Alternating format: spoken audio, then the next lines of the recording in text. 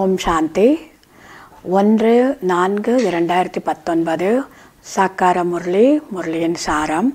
இனிமையான குழந்தைகளே, இந்த கண்களின் மூலமாக காணக்கூடிய அனைத்து விஷயங்களும் அழிந்து போகக்கூடியது.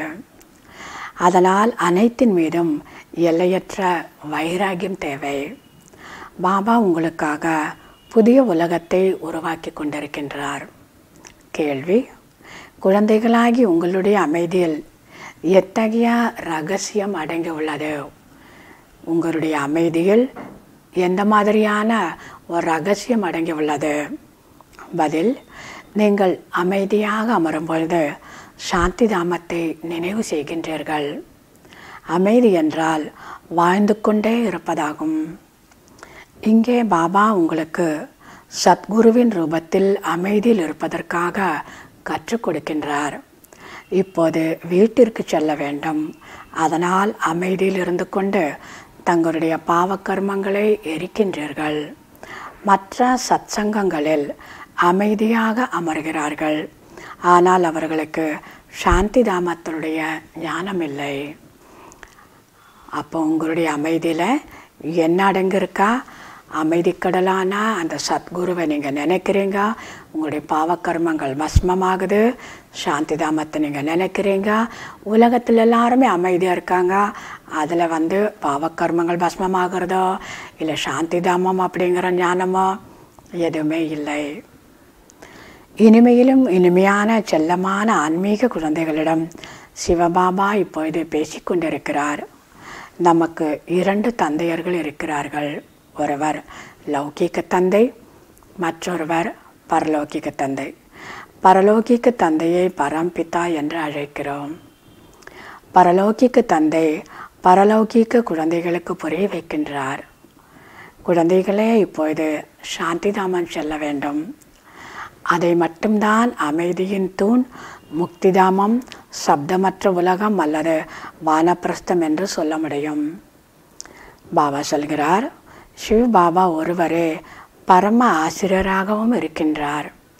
சத்கதியை வழங்கக்கூடிய வள்ளலாகவும் குருவாகவும் இருக்கின்றார். அவர் ஒருவரே 3 சேவைகளை செய்கின்றார். வேறு எவரும் இத்தகைய 3 சேவைகளையும் செய்யவே முடியாது. அப்பா ரூபத்தில், டீச்சர் ரூபத்தில், சத்குரு ரூபத்தில் அந்த ஒரே ஒரு பாபா தான் இப்பொழுது சேவை செய்து கொண்டிருக்கிறார். ஆத்மாக்களாகிய நம் அனைவரையும் மாயையிடம் வெற்றியடை செய்யவே எல்லையற்ற தந்தை எல்லையற்ற புருஷோத்தம சங்கமிகத்தில் வருகின்றார். மாயையின் மீது வெற்றி அடை வைப்பதற்காக எல்லையற்ற தந்தை எல்லையற்ற சங்கமிகத்தில் வருகின்றார்.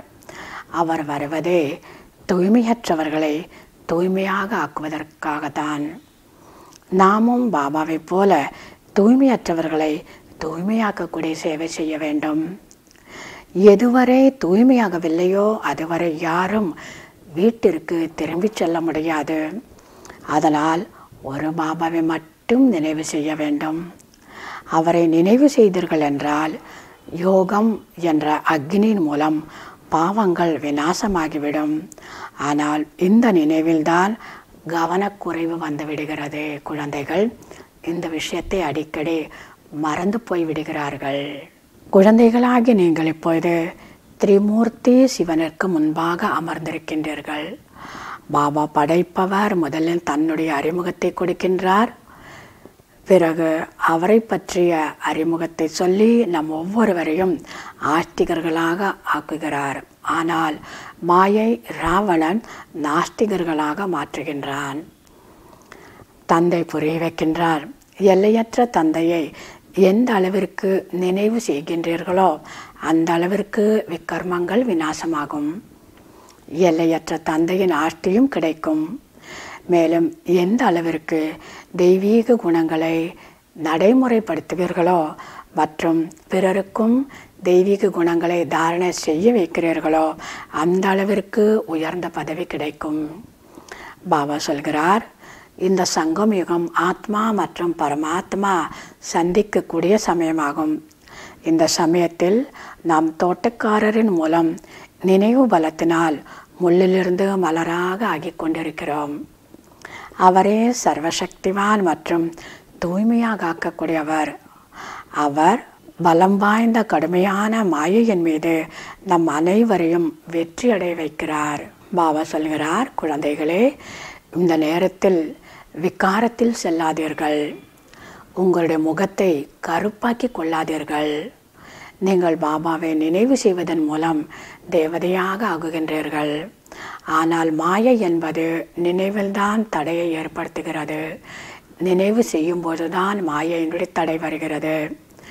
தேக அபிமானமுடையவர்களாக ஆவதன் மூலம் மாயையின் அறை விழுந்து விடுகிறது. தேக அபிமானம் வரும்பொழுது மாயா ஓங்கி அறைந்து விடுகிறது. நல்லது. தாரணைக்கான முக்கிய சாரம்.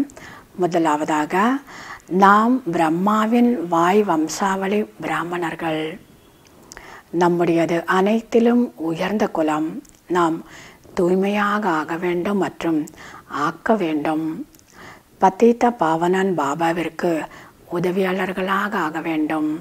இரண்டாவதாக, நினைவில் ஒருபோதும் கவனக்குறைவாக இருக்கக்கூடாது. தேக அபிமானத்தின் காரணத்தினால்தான் மாயை தடையை ஏற்படுத்துகிறது. ஆகையினால் முதலில் தேக அபிமானத்தை விட்டுவிட வேண்டும். யோக அக்னியின் மூலம் பாவத்தை அழிக்க வேண்டும். வரதானம். மாயாவின் கோரமான சொரூபத்தின் விளையாட்டை சாட்சியாக இருந்து பார்க்கக்கூடிய மாயாவை வென்றவராகுக. விளக்கம். மாயாவை வரவேற்கக்கூடியவர்கள் அதனுடைய சொரூபத்தை பார்த்து பதற்றமடைய மாட்டார்கள்.